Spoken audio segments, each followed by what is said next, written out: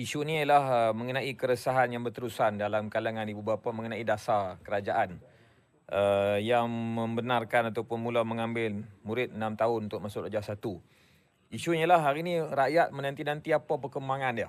Sebab kita dah tanya di Parlimen, Datuk Seri Saifuddin Rahmahkota pun berbahas dan tidak ada jawapan daripada pihak kerajaan khususnya pada Menteri Pendidikan ni sampai hari ini dengan jelas. Berapa banyak sekolah kita yang ready, berapa ramai pelajar yang nak diambil. Kita dapat makluman telah pun dibuka pendaftaran murid tahun 1 ni sejak 15 Februari yang lalu sehingga 31 Mac. Dan dibuka pendaftaran tu kepada kedua-dua iaitu yang lahir pada tahun 2020 untuk masuk mana yang berusia 7 tahun untuk masuk darjah 1 dan juga kepada yang lahir 2021 sepanjang tahun. Jadi kalau dia buka sepanjang tahun macam tu, mak ayah ni dia kelang kabut lah, dia akan mendaftar anak dia supaya anak dia tak ketinggalan yang umur 6 tahun. Tapi isunya, adakah sekolah kita ready? Ini perkara ni. Kalau kita order barang online, kita nak tengok progress dia tu. Kita nak tracking. Parcel tu dah sampai mana. Jadi inilah yang rakyat sedang tanya, proses tu dah sampai di mana? Kita tanya sekolah ready banyak mana, berapa ramai pelajar boleh masuk, guru macam mana. Yang ni masih belum dijawab.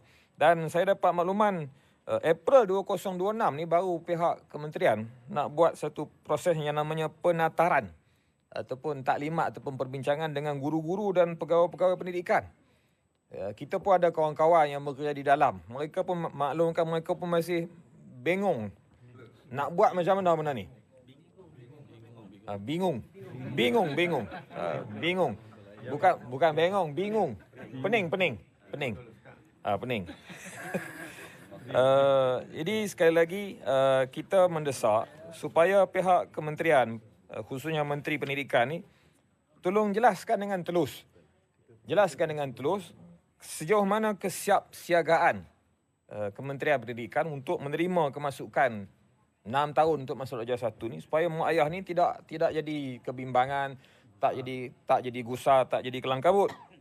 Kalau tak ready, kita desak supaya dasar ni ditangguhkan sekurang-kurangnya untuk 2 tahun lagi supaya ready semua. Isunya ialah buat kelang kabut. Yang akhir nanti kita memang pelajar dan nanti akan jadi tikus mak-mak. Jangan buat kalut lah, buat bagi elok. Semua orang boleh sokong. Kalau buat kelang kabut ni nak ligan apa?